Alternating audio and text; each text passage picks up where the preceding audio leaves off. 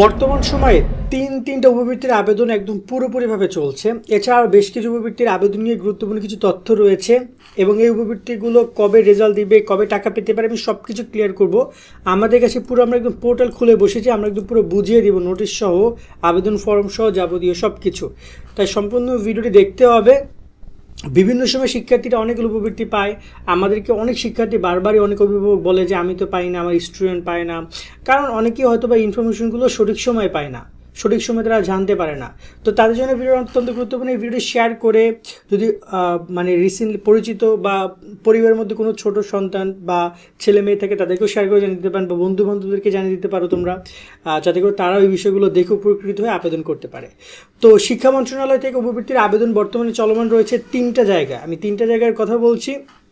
So আমরা যদি শুরু করে প্রথমে সম্মিলিত উপবৃত্তি নিয়ে, এই উপবৃত্তির আবেদনটা চলছে, এটা নোটিশ হচ্ছে এইটা, আমরা কিন্তু দেখতেই পাচ্ছি যে লেখা আছে যে ষষ্ঠ শ্রেণী, এখানে খুব সুন্দর করে লেখা আছে ষষ্ঠ শ্রেণী স্কুল মাদ্রাসা, নবম শ্রেণী স্কুল মাদ্রাসা এবং একাদশ শ্রেণীর আলিম শিক্ষার্থীরা সহ সবাই এই উপবৃত্তি আবেদন করতে পারবে।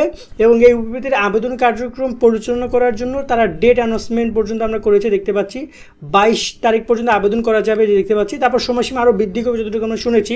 এবং এই উপবৃত্তির একটা আবেদন ফর্ম দেওয়া হয়েছে, এই ফর্মটা পূরণ করে শিক্ষার্থীরা আবেদন কার্যক্রম সম্পন্ন করবে। এটা কিন্তু উপবৃত্তি আর অনুদানের মধ্যে পার্থক্য হচ্ছে, উপবৃত্তি সারা বছর দিবে, 2 বছর 4 বছর 5 বছর পর্যন্ত দেয়, আর অনুদান মানে এককালীন এটা টাকা দিয়ে দিবে।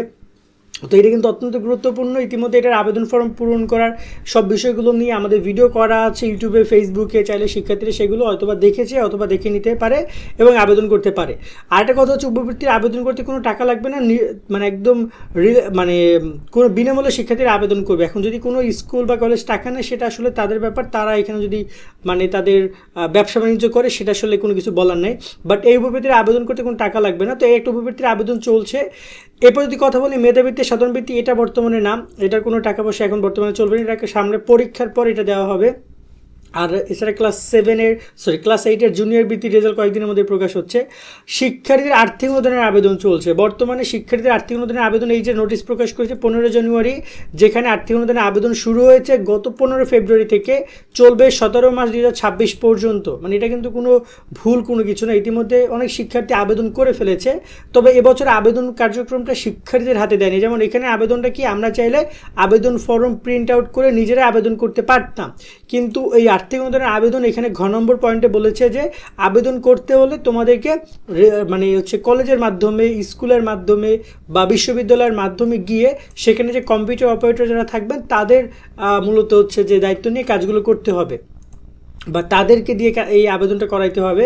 মানে এটা একটা বলা যেতে পারে অসুবিধা শিক্ষার্থীদের জন্য করেছে। তারপরে যদি শিক্ষকরা কোঅপারেট করে তাহলে এই আবেদনটা কিন্তু করা যাবে, এবং এইটার টাকার পরিমাণও কিন্তু আমরা বলে দিয়েছিলাম।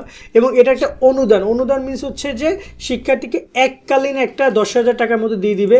যারা ষষ্ঠ সপ্তম আছে তাদের 7,000, অষ্টম নবম যারা আছে তাদেরকে 8,000, 9,000, একাদশ দ্বাদশে 9,000, আর হচ্ছে যে বিশ্ববিদ্যালয় পর্যায়ে 10,000 টাকা পর্যন্ত তারা দিবে। এবং এখানে ক্লাস 6 থেকে ক্লাস একদম মাস্টার্স পর্যন্ত শিক্ষার্থীরা আবেদন করতে পারবে। আরেকটা আবেদন বর্তমানে চলছে, এটা চিকিৎসা অনুদান। এই যে চিকিৎসা অনুদানের আবেদন চলছে 10,000 টাকা থেকে 50,000 টাকা পর্যন্ত, এই হচ্ছে চিকিৎসা অনুদানের পুরো ডিটেলস। ইতিমধ্যে অলরেডি জানুয়ারি মাসের আবেদন শেষ হয়েছে, এখন বর্তমানে ফেব্রুয়ারি চলছে। সারা বছরে চিকিৎসা অনুদানের আবেদন করা যায়। সেই আবেদন কার্যক্রম চলবে 10,000 টাকা থেকে 50,000 টাকা পর্যন্ত দেওয়া হচ্ছে।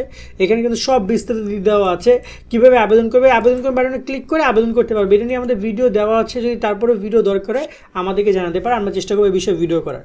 সো ওভারঅল এই তিনটে উপবৃত্তির আবেদন, সমন্বিত, আর্থিক অনুদান, চিকিৎসা অনুদান, এই তিনটা চলছে। ভর্তি সদের আবেদন এবং হচ্ছে ভর্তি সদের আবেদন শেষ হয়ে গেছে অলরেডি গত মাসে। সংখ্যালঘু উপবৃত্তির আবেদন সামনে শুরু হবে। আর এখানে যদি কথা বলি কবে টাকাগুলো দিবে, সেটা সমন্বিত উপবৃত্তি, আর্থিক অনুদান, চিকিৎসা অনুদানের টাকা যখন তখন পেয়ে যায়। মূলত হচ্ছে আবেদন করেছি তার 3-4 মাসের মধ্যে পাবে, যেহেতু সারা বছর চলে। যারা এখন আবেদন করছে তারা আগামী জুন জুলাইয়ের মধ্যে টাকা পেয়ে যাবে, বা যারা ফেব্রুয়ারি মার্চে অ্যাপ্লাই করবে তারা হয়তো বা আরও আগস্ট সেপ্টেম্বরে টাকা পাবে, এরকমের সময় লাগবে। 3-4 মাস পরে টাকাটা দেয়।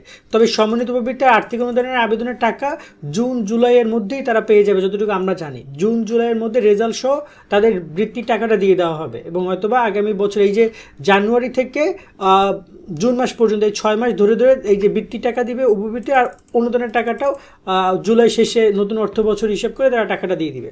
তো এটা হচ্ছে আপাতত ইনফরমেশন এইটুকুই। সামনে আরও আপডেট আসবে, সেগুলো পেতে আমাদের সাথে কানেক্টেড থাকতে হবে। সকলে ভালো থাকবেন, আল্লাহ হাফেজ।